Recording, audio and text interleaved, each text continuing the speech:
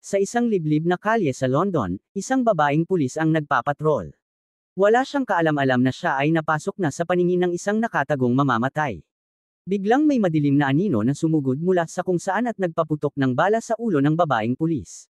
Walang babala, walang pagkakataon para lumaban, bumagsak siya sa kalsada. Damaloy ang dugo sa kalsada sa ilalim ng mahinang ilaw at nawala ang kanyang buhay sa isang iglap.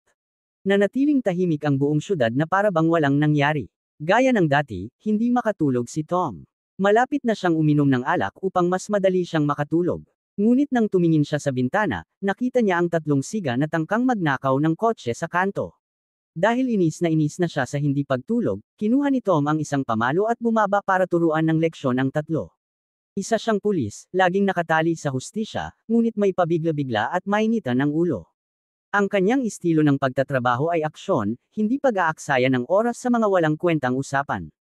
Ginamit niya ang pamalo upang hampasin ang binti ng isa bilang babala. Isa sa mga kasama ang naglabas ng kutsilyo, tinatangkang laslasin ang kanyang mukha.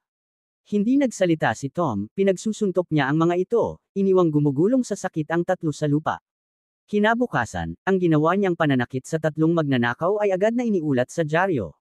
Dahil mayroon ng kinikimkim na sama ng loob ang media laban sa pulisya, nagkaroon sila ngayon ng mas maraming dahilan upang siraan ang reputasyon nito. Dumating ang hepe ng pulisya na si Grim-Faced upang hanapin si Tom at akusahan siyang pinapapangit ang imahe ng pulisya. Sagot naman ni Tom na ipinagtanggol lang niya ang sarili. Ang mga sigang iyon ay naglabas pa ng mga kutsilyo at muntik nang nakawin ang kanyang pitaka. Sa oras ng pakikiharap sa mga kriminal, wala siyang panahon para alalahanin kung ano ang isusulat ng mga reporter laban sa kanya. Nang marinig ito ng hepe, wala na siyang sapat na dahilan para parusahan si Tom. Sinabi na lang niya na mas mabuting huwag na itong lumikha pa ng gulo bago tuluyang hamupa ang galit ng publiko.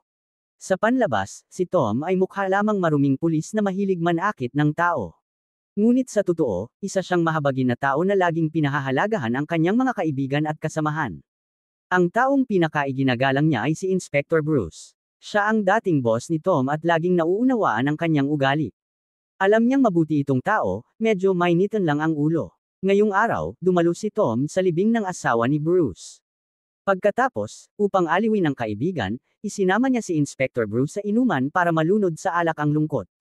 Nang umuwi si Tom at planong magpahinga, nakatanggap siya ng abiso mula sa kanyang mga kasamahan, pinapatawag siyang pumunta sa crime scene. Isang babaeng pulis ang inatake ng hindi kilalang salarin habang naka-duty. Ito ang kasong nangyari sa simula ng pelikula. Sa oras na iyon, malakas ang ulan at aksidenteng nahugasan lahat ng bakas sa lugar. Ngunit sa kabutihang palad, nakakita si Tom ng isang saksi sa oras na naganap ang insidente. Sinunod niya ang utos ng kanyang boss na dalhin ito para sa investigasyon. Anthony ang pangalan ng lalaki. Matapos ikwento kung ano ang kanyang nasaksihan, inamin ng binata na siya ay isang tagahanga ni Tom. Nang laking gulat niya, ipinaliwanag ni Anthony ang dahilan. Noon pa palang nakaraang taon, ginamit niya ang isang bakal upang bugbugin ang isang lalaking nagwawala at nananakit ng tao sa bar. At ngayon, si Tom ay naging alamat na ng bar na iyon. Matapos mamatay ang asawa, pansamantalang nag-leave si Inspector Bruce upang magluksa. Hinyo lang sa tauhan ng departamento ng pulisya, kaya humiling sila sa Western Force na magpadala ng tao upang tumulong. Ang dumating ay isang batang inspektor na si Nash, na may anyong medyo maliit, mahina, at bahagyang babae ang tindig. Ang kabataang ito ay nilalay at madalas pinagtatawanan ng ibang pulis sa departamento. Kahit sa loob ng pulisya, mayroon pa ring mga hindi pa matured na individual na nanliligalig sa kapwa nila. May ilan pang nang-asar kay Nash sa pamamagitan ng pagsusulat ng insulto sa dingding ng banyo. Ngunit sa halip na magalit, tahimik lang siyang napabuntong hininga. Malinaw na hindi iyon ang unang beses na naranasan niya ang paglayo at panlalait mula sa kanyang mga kasama. Sa Eastside Police Department, naitalaga si Nash sa parehong team ni Tom upang sabay nilang imbestigahan ang kaso ng pinaslang na babaeng pulis.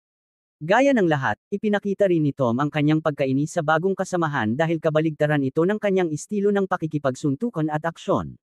Wala pa ring bagong lead ang kaso.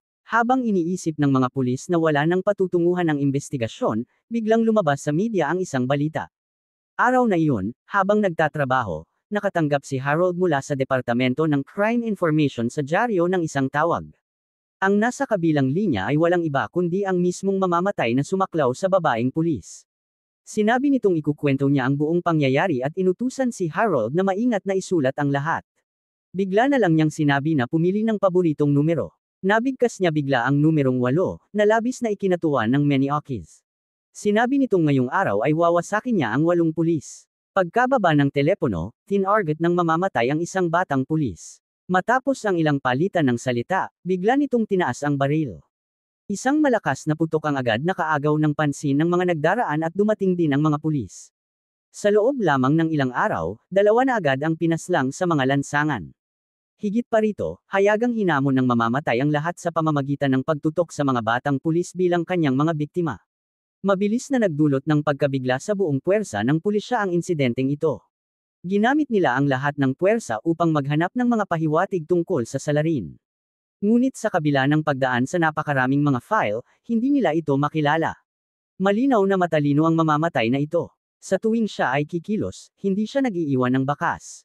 Alam niya kung saan nakalagay ang bawat kamera, kaya madalas niyang iwasan ang mga lugar na madaling makuhanan ng record. Hindi pa siya kailanman nahuli ng malinaw sa surveillance cameras. Kusang lumapit si Nash kay Tom sa oras ng tanghalian upang makipag-usap. Bagaman alam niyang hindi siya welcome kay Tom, sinabi niyang kailangan nilang magtulungan upang matapos ang kasong ito. Matapos suriin ang case file, nakita ni Nash na ang ginamit na sandata ay baril na iniwan malapit sa pinangyarihan, kaya sinabi niya ito kay Tom. Agad itong pumunta sa isang smuggler ng mga armas upang alamin ang impormasyon tungkol sa mga bumili ng baril sa kanya. Ngunit sabi ng taong iyon ay wala rin siyang alam. Dahil wala ng ibang paraan, ginamit ni Tom ang kanyang koneksyon sa isang grupo ng mga kriminal na dalubhasa sa pagbebenta ng impormasyon sa ilalim ng mundo.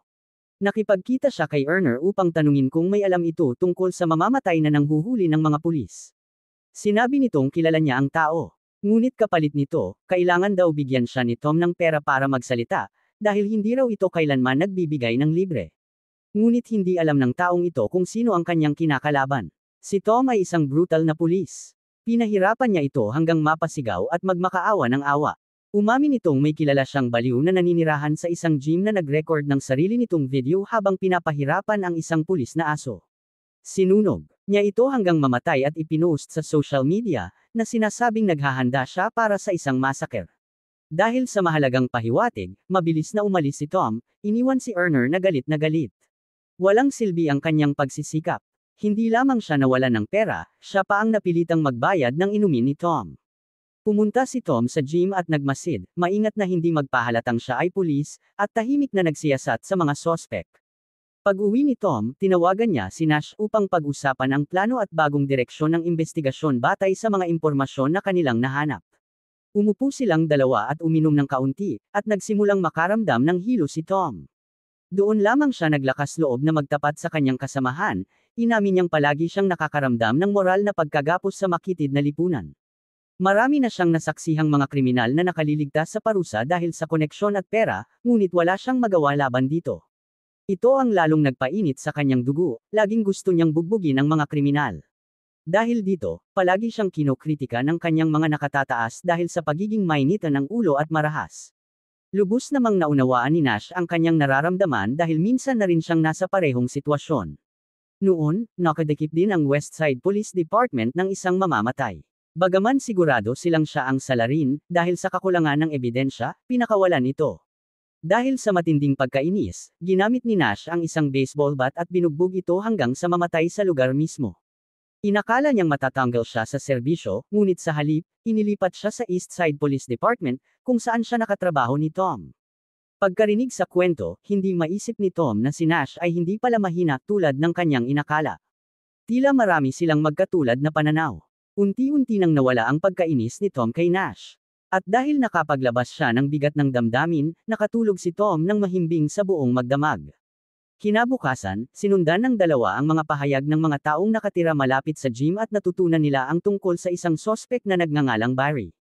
Isa siyang taong may diferensya sa pag-iisip, ngunit napakatalino. Kumakatok si Nash ng ilang sandali. Pagkaraan, lumabas si Barry upang salubungin sila. Ipinakita nila ang search warrant at pumasok sa loob upang magsiyasat. Nakakita si Nash ng isang kaina-hinalang garapon, at masayang ipinakilala ito ni Barry.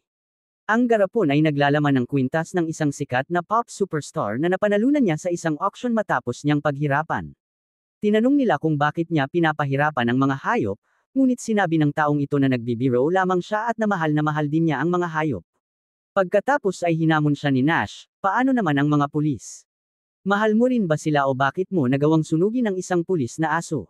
Sagot ng Menioques na araw-araw siyang nananalangin sa Diyos na laging maging malusog ang mga pulis at magawa ng maayos ang kanilang tungkulin upang protektahan ang hustisya ng lipunan.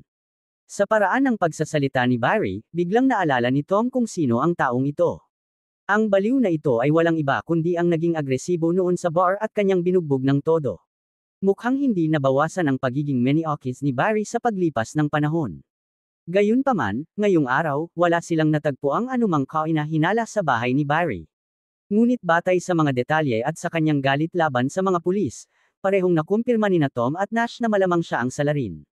Una, labis niyang kinamumuhian ng mga pulis dahil binugbog siya noon ni Tom. Kaya't napagpasyahan nilang si Barry ang pangunahing sospek at ang buong team ay magtutok sa pagmamanman sa kanya. Habang papaalis ang dalawa, inalis ni Barry ang kanyang mapanuyang ekspresyon. Mabaliw-baliw niyang binulong na ang pinakamagandang bahagi ay hindi pa nagsisimula. Mabilis niyang ipinakit ang kanyang mga gamit upang umalis. Samantala, nasa ibaba si Erner at sinusundan si Barry dahil pinaghihinalaan din niyang hindi simpleng tao si Barry. Bukod pa rito, gusto rin ng lalaking ito na mang-alap ng ilang pahiwatig upang maibenta ang impormasyon kapalit ng pera.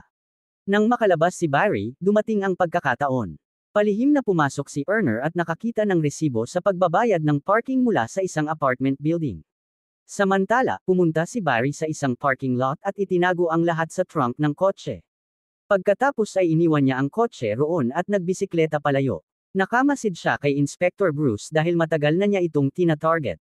Nakita niyang mag-isa lamang itong nakatira dahil sa pagkamatay ng asawa at madalas na bumibili ng alak sa supermarket, kaya pinili niyang si Bruce ang kanyang susunod na biktima.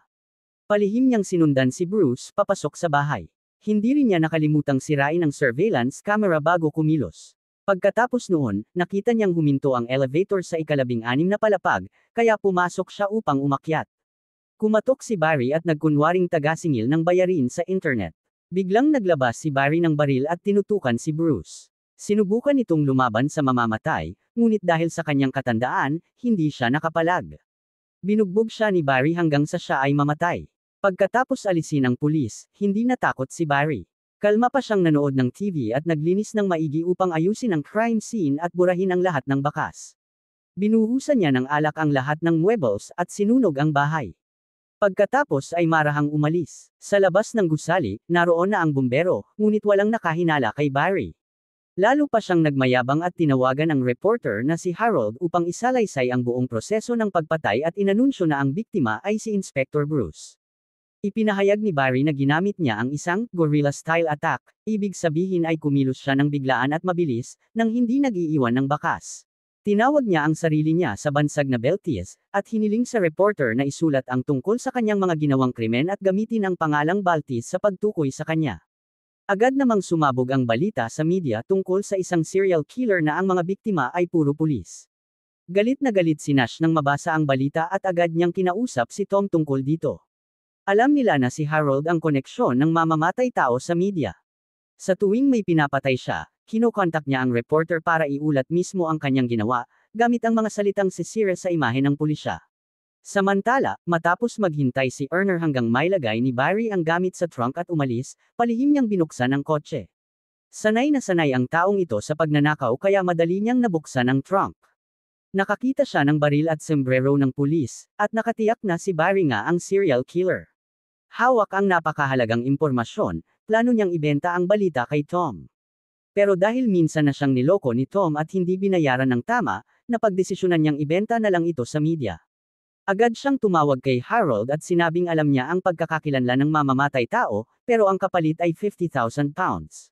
Sa panahong iyon, na-promote na si Harold sa pahayagan dahil sa mga eksklusibong scoop tungkol sa pag-atake sa mga pulis. Upang lalo pang umangat, naisip niyang sulit ang puhunan. Nang pumayag si Harold, sinabi ni Erner ang lugar kung saan sila magtatagpo. Nang makita nila ang ebidensya sa trunk, kumpiyansa silang sila na ang magiging bayani sa paglutas ng kaso. Ngunit sa isang sulok, nandoon na si Barry, lihim na nagmamasid. Ngiti-aso siyang nakatingin habang pinapakialaman nila ang kanyang kotse. Nagkasundo silang magkita sa isang pub para sa palitan. Inabot ni Harold ang sobre ng pera at sinabihang ibunyag ang pangalan ng killer. Pero sinabi ni Erner na bibilanggan muna niya ang pera bago bumalik. Sa banyo, masayang binibilang ni Erner ang malaking halagang nakuha niya, nakangiti ng malapad. Pero nang pumasok si Barry, agad naglaho ang ngiti niya. Nagmamadali niyang sinabi na hindi pa niya binabanggit ang pangalan ni Barry sa reporter. Ngunit paano siya patatawarin ng isang mamamatay taong walang puso? Upang hindi na makapagsalita pa at ibunyag ang kanyang katauhan, kinaladkad siya ni Barry sa banyo at nilunod hanggang mamatay. Kinuha niya ang pera at bumalik sa trunk para sirain ang lahat ng ebidensya. Nang matagalan at hindi bumalik si Erner, pumasok si Harold sa banyo at natagpo ang patay ito. Dumating ang mga pulis sa crime scene. Inusisa nila si Harold. Kilala ninyo, ang reporter na ito'y likas na mahilig magpaingay ng masamang balita laban sa pulisya, kaya lubos na kinamumuhian siya ni Tom. Ang balita pangang tungkol sa pambubugbog niya sa 3 magnanakaw ay binaliktad ng reporter na ito at ginawang pang-aabuso ng kapangyarihan.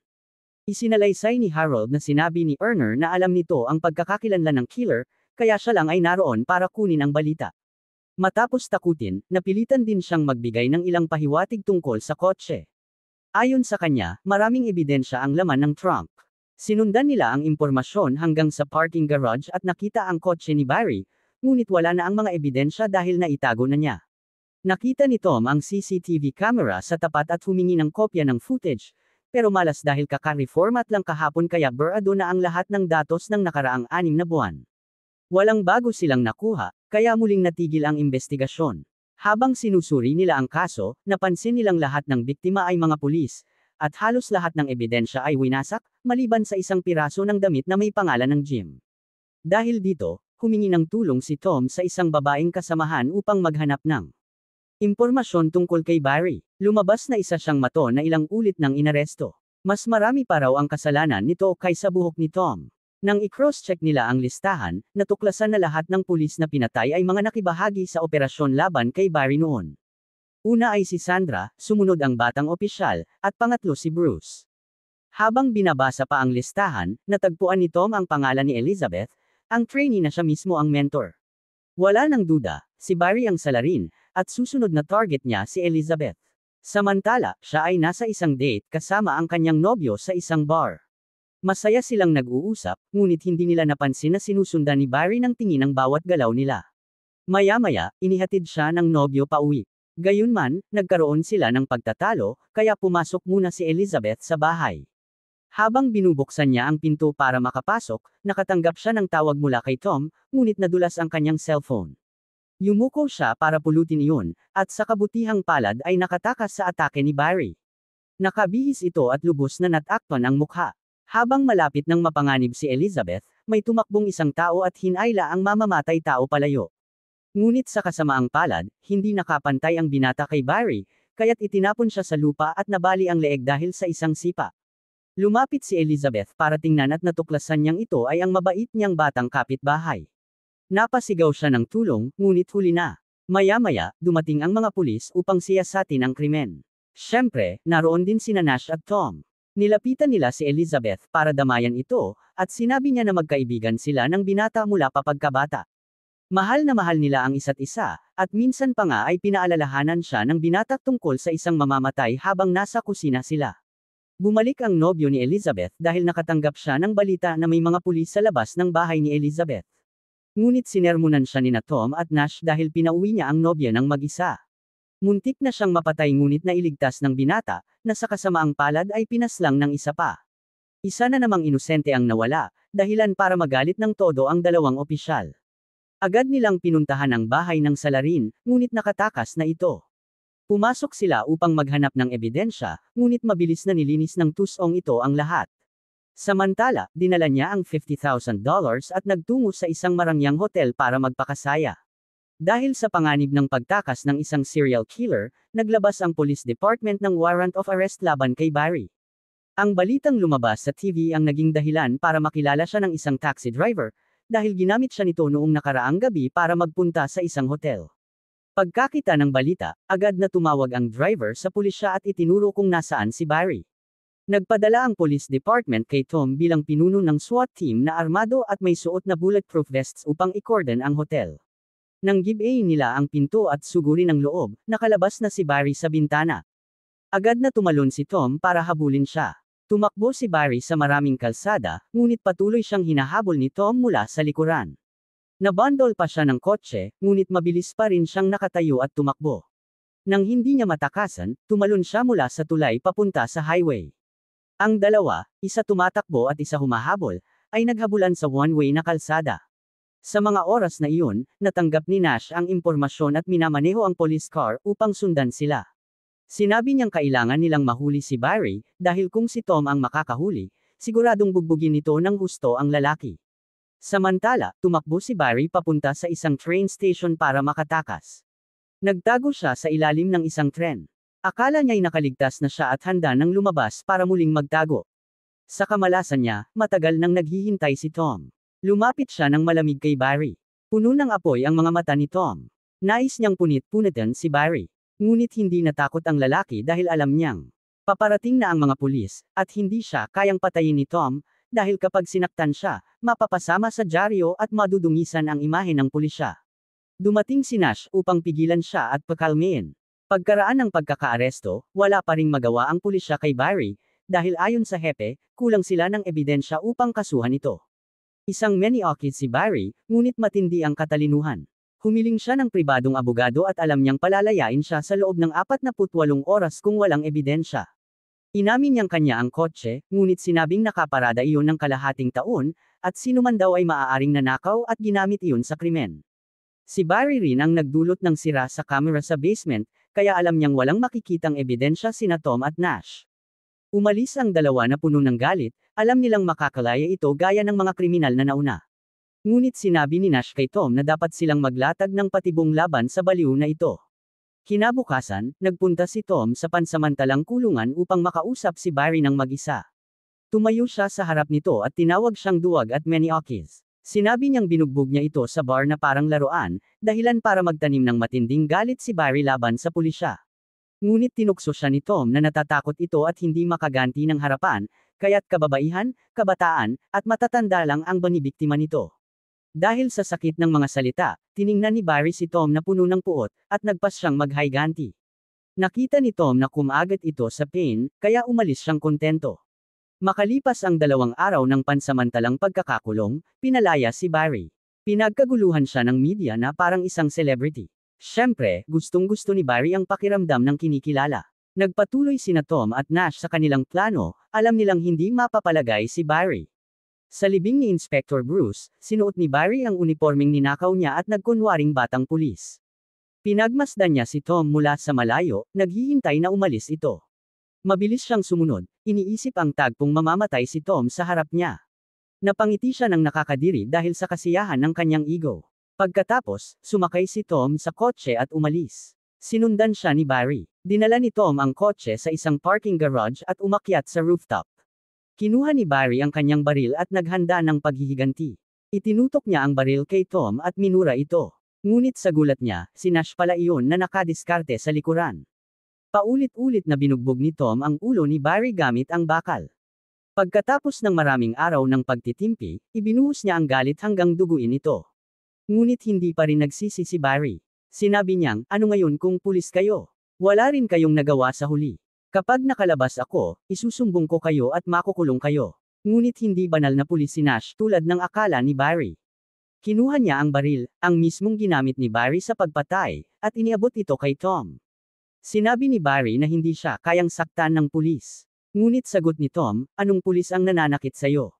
Tignan mo kung ano ang suot mo. At nang barilin siya, inakala ng mga investigador na ipinagpatuloy lang ng serial pervert ang pagpatay sa mga pulis. Bumagsak si Barry, at natapos sa parehong paraan na ginawa niya sa iba. Natapos ang kaso na walang nahuling salarin, ngunit sina Tom at Nash lang ang nakakaalam na naparusahan na ang masama. Ngunit may isa pang tiwaling tao, si Harold, na hindi pa napaparusahan. Nang umalis ang reporter sa gusali, nanghiram siya ng 2 aso kay Anthony at pinalaya upang turuan ng leksyon si Harold. Dito nagtapos ang pelikula.